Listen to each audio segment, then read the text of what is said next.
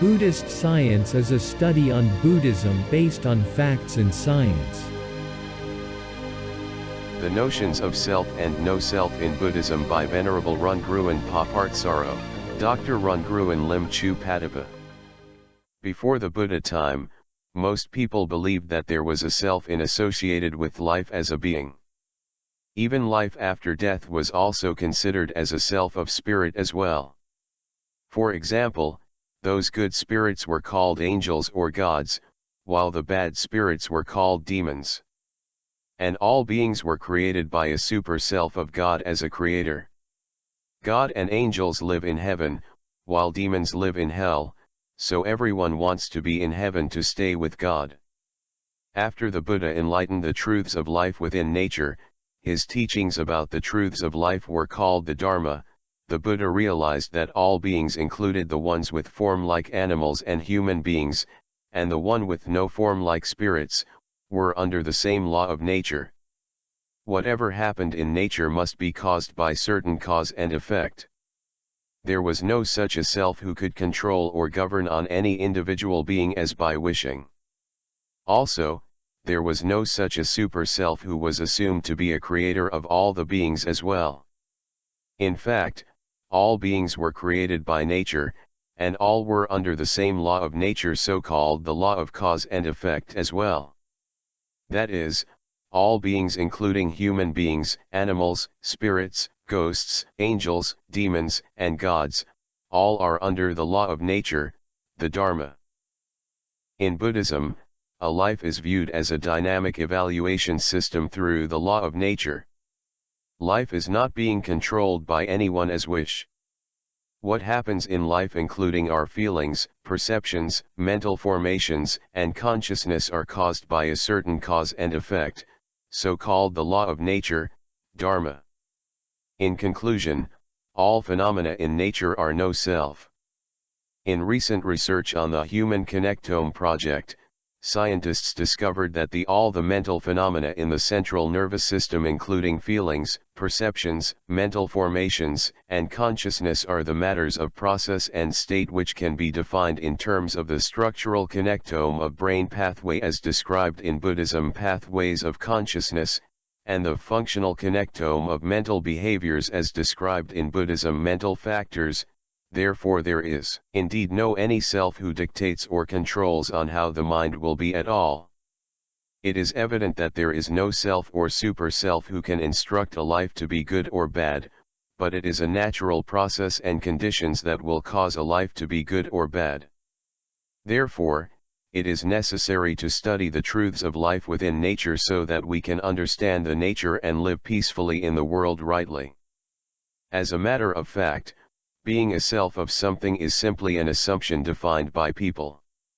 The assumption and self-conviction of having a life being something as a self appears to be useful in the context of saving a life from natural disasters, but it is the aggravation of having greed, hatred, and increasing delusion to the self down the drain that begins to cause problems in life.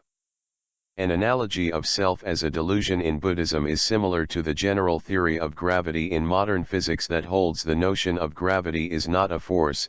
In fact, there is no gravitational field.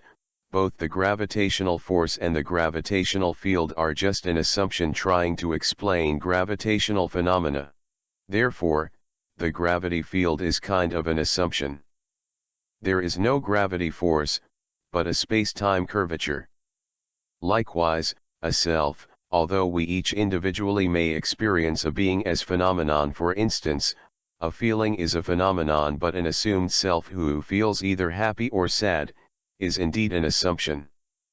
In this case, the feeling phenomenon is caused by certain dependent origination in nature. Similarly, the rain is a natural phenomenon, but the god of rain is an assumption, while the sun is an object of mass and energy in nature, but the god of sun is indeed an assumption as well. For most people who may wonder why the Buddha was so much concerned on the subject of no self. In Buddhism, understanding the reality of no self is so important because the assumption that there is a self, it turns out to be the main root cause of all kinds of problems in the world. In the first Buddha Sutta after his enlightenment, the Buddha reviewed the Dharma and concluded that all problems in life are caused by the assumption of a self as follows. All beings are having a serious problem, suffering in pain because when they perceive the world, and mistakenly assuming that there is a self of being someone and owning something, and then unnoticeably developing this self with expectations to be as whatever they want. As a consequence, people mistakenly drive to do everything in favor and trying to please to this self. But unfortunately, the world does not function in such a way to meet their expectations, and no matter how much they try to do, the world can never fulfill their demands anyway. Therefore, eventually all people will end up with suffers. It is very important to address the notion of no self here, that although there is a life, but the life is no self in the sense that the world does not function in such a way to meet the expectations. The Buddha argued that everything in the world is happening due to certain cause and effect, or the law of science in nature. There is no assumption of such a self or a super self like a personal God who can make things to happen or control the world by an individual wishing. A life consists of body and mind, and when a life encounters the world, then the mind as a natural process receiving stimulus from the world through the 6 sense bases. Once an arriving stimulus makes a contact with a life, then arising a consciousness with the object of consciousness, the mind may feel either happy or unhappy or even neutral on the receiving stimulus. At this slightly moment in time, if we assume a self to become happy or unhappy with it, and in case of feeling happy then we would like to keep on having this happiness, and on the other hand in case of feeling unhappy then we would like to expel this unhappiness.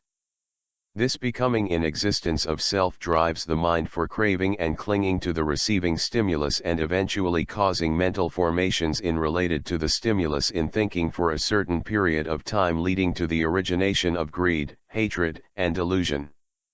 A craving of becoming in existence of self to enjoy sensual pleasure for happiness and expelling unhappiness is fundamentally the root cause of problems and suffering in life. A life as consisting of the 5 aggregates is no self as follows.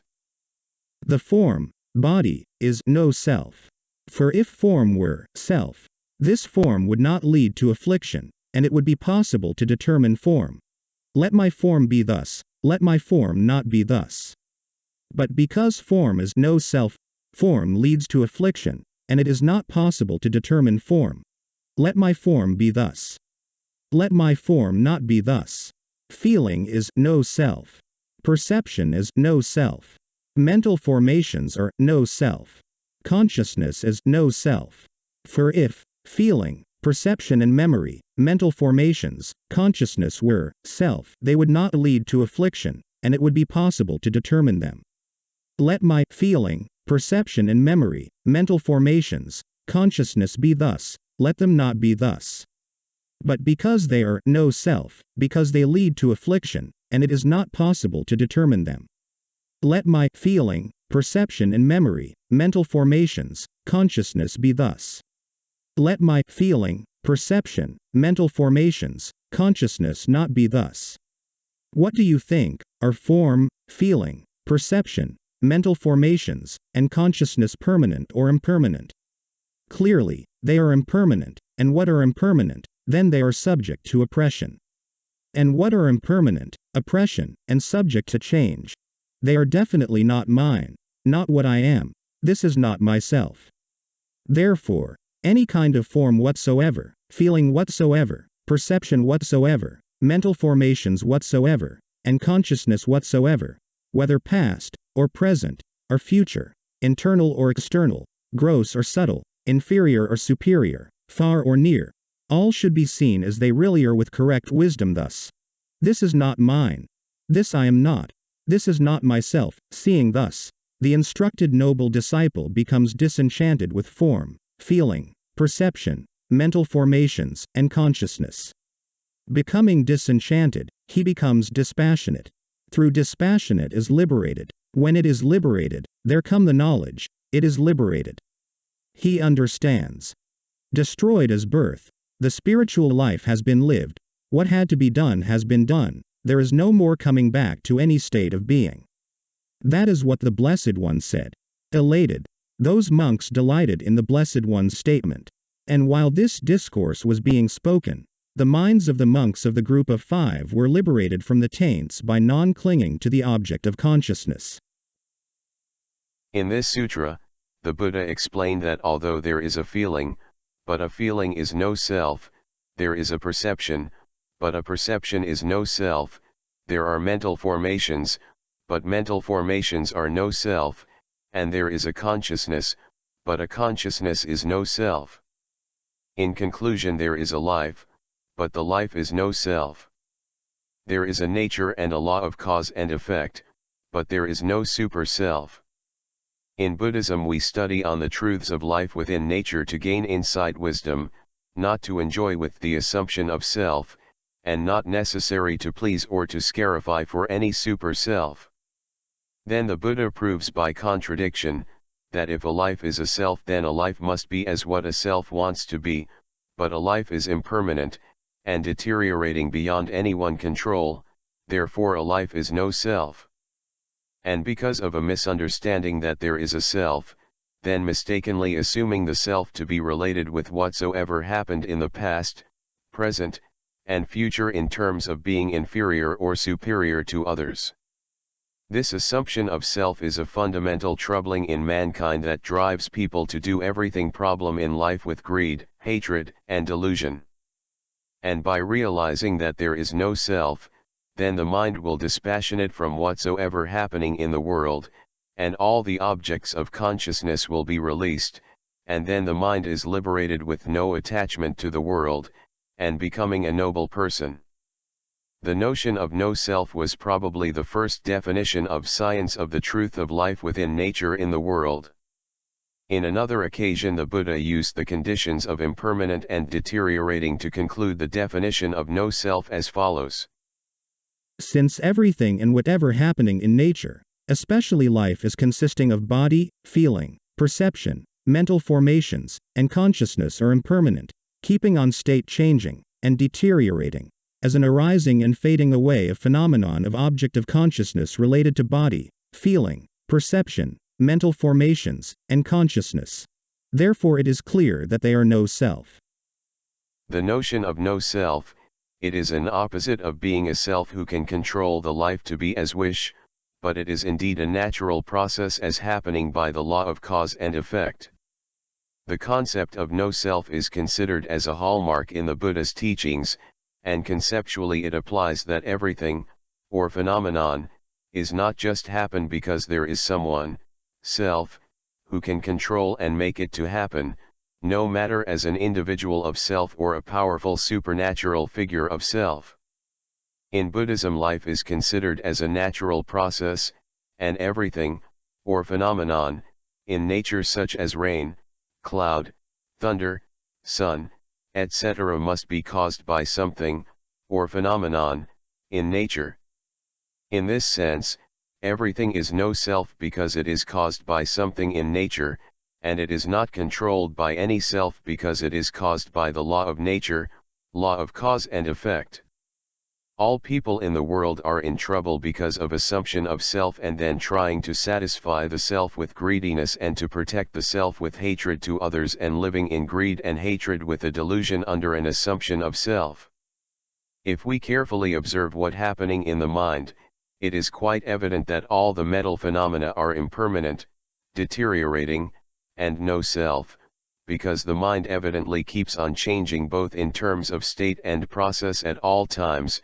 For instance, once a consciousness arrays, then it fades away very fast. The Buddha explained as follows.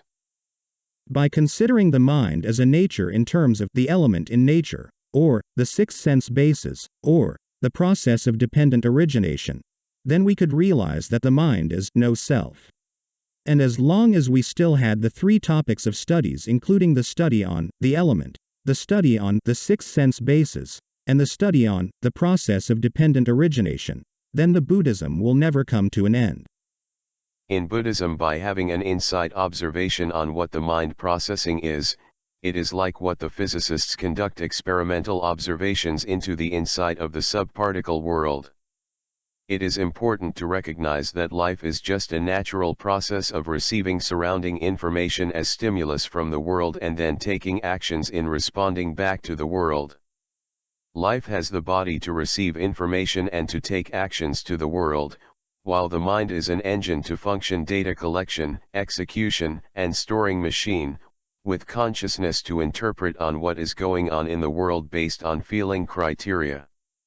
The mind, as a quality of life, will try to understand the world in more details by thinking executions. In this processing, the mind will continue until reaching up to a certain individual threshold level, then the mind will instruct the body to take whatsoever necessary actions in responding to the world. By viewing the process of dependent origination as an operating system of the mind, we can clearly understand that the mind processing is simply a data processing of mental formations. And this is the reason why the Buddha called the mental formations with ignorance of not knowing the truths of life as a main troubling causation of wrongdoing in life. It is essential to understand that what driving us to take any responding actions to the world will be dependent on what individual backgrounds, experiences, and memories forming up collective individual conditions that will have effects on how the mind is processing either in the right direction as merit or the wrong direction as demerit. There is really no self in a sense of being something dictating the mind to processing in whatever as one's wish. A life is real, but it is not a self. We can realize that there is something called a body, and there are some phenomena called feeling, sensation, mental formations, and consciousness. All these things and phenomena are collectively called a life. Even life after death, although there is nobody left, but feeling, sensation, mental formations, and consciousness, as collectively called a spirit, it is still driven by certain cause and effect called karma in nature. In another occasion, the Buddha explained that a life is no self because a life is just a composition of the five aggregates as elements in nature as follows. By seeing, listening, experiencing, and cognizing on the truths of life within nature that a life or the five aggregates is just a part of elements in nature, so they are no self as they are what a nature is. There is nothing to attach to, and to rely on, and to be based on these elements anymore. Therefore, once those objects of consciousness are fading away, there is no more renewal of such objects of consciousness. There is nothing to be mixed with latent dispositions, so no more taint within the mind. As a result, when there is no attachment on the elements, then the mind is liberated from all kinds of taints. Life is a natural process of processes and states. And it is a process of consciousness that causes an effect of state in feeling, or perception, or various mental formations. Although a spirit may be composed of only phenomena, but it exists because it still consists of feeling, sensation, mental formations, and consciousness without body. So life after death indeed exists, but they are no self because they are just parts of natural process, and they are not owned by anyone as no one can control any individual life or spirit by just wishing without doing anything. The Buddha gave a simple proof by contradiction on the fact that a life is no self by a comparison of a king ruling a kingdom as follows. Life is no self, implies the body is no self, the sensation and feeling are no self, perception is no self, mental formations are no self, and consciousness is no self. Assuming that a life is a self, then life must be subject to someone, say, I. Then one must be able to instruct and control one's life just like a case of a king ruling over his kingdom. Typically people living in the kingdom are subject to the king. The king by his power can instruct his people to be whatever he wants. Now let us consider it your body. Can we be able to instruct our bodies to be whatever we want? So do the feeling, perception, mental formations, and consciousness. When encountering sufferings, clearly no one wants sufferings. Let me ask you, can we instruct our lives not to be sufferings? The answer is no. Therefore, life is no self by contradiction of assumption statement. Note, When we feel happy or unhappy, it is not because of having someone to make it happen, but it is the natural process within the central nervous system associated with a certain cause and effect that makes us feel happy or unhappy, not because of self or any super self. In Buddhism, a consciousness is a natural process which is beyond anyone's control, and a life as a stream of consciousness is also a natural process. It is a process of a mind fetching an incoming mental object from 6 sense bases, of which it is presently known as a signal transmitting within a nervous system, to be an object of consciousness, and then responding with various types of mental behaviors, so-called mental factors, which are classified as groups of feeling, perception, and mental formations as follows. The Venerable Udayi asked the Venerable Ananda, Friend, in many ways, the nature of this body has been declared, disclosed, and revealed by the Blessed One thus. For such a reason this body is no self. Is it possible to explain the nature of this consciousness in a similar way, to teach, proclaim, establish, disclose, analyze, and elucidate it thus? For such a reason this consciousness is no self. It is possible, friend Udayi.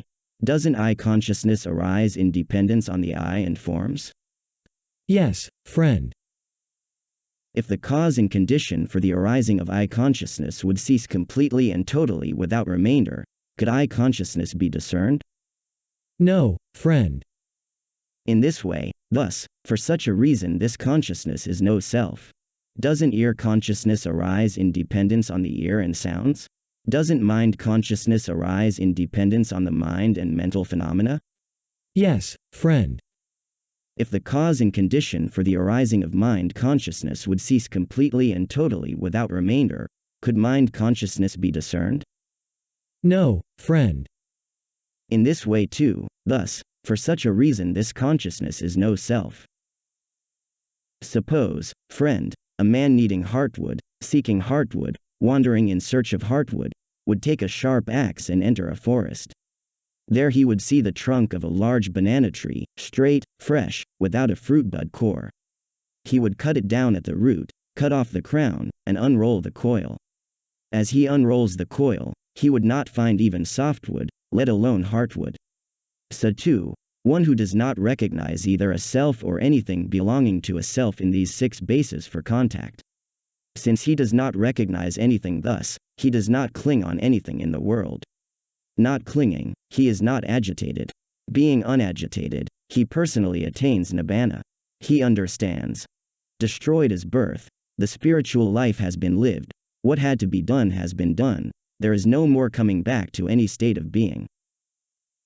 Typically, it is quite difficult to understand that a consciousness is also no self.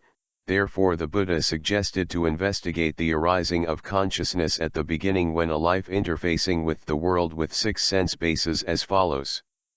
The interfacing of life and the world begin with 6 sense bases, that is, an external sensing object, visible object, sound, odor, taste, tangible object, and mind object from the world contacting with internal sensing bases, eye, ear, nose, tongue, body, and mind, respectively.